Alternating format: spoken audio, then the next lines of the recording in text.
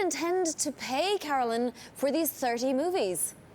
With the $6 billion that they've got in terms of cash to splash on the production of TV and film this year alone, Vonnie, they have deep pockets. And just look at what they're about to line up at the moment. $90 million they are spending on a film called Bright. It is their biggest ever real push into films because it's the first real film that they can franchise, and they've lured in a big talent. Will Smith, of course. So this is going to be their really big foray into film.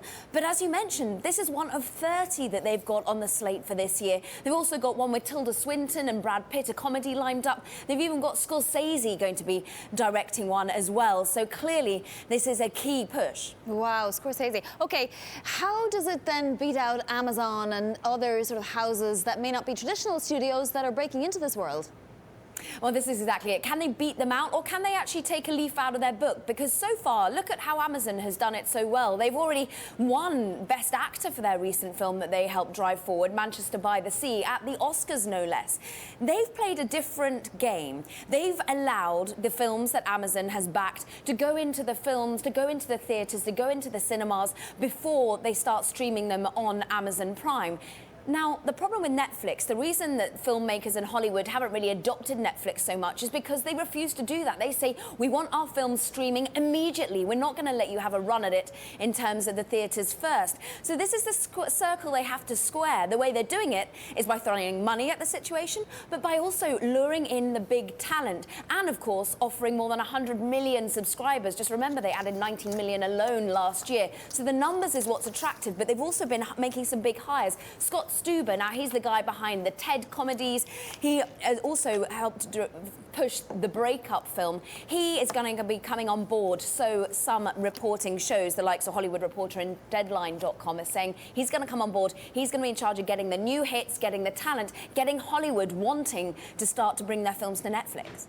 It's fascinating, isn't it, Caroline? I mean, it's going to make 30 original films a year. I mean, that is bigger than most major Hollywood studios. It's making a big shift here, isn't it, from admittedly a very successful TV campaign, House of Cards, to name but one, into the movie business. I mean, it's a giant step, but you sort of sense if anyone can do it, Netflix can do it.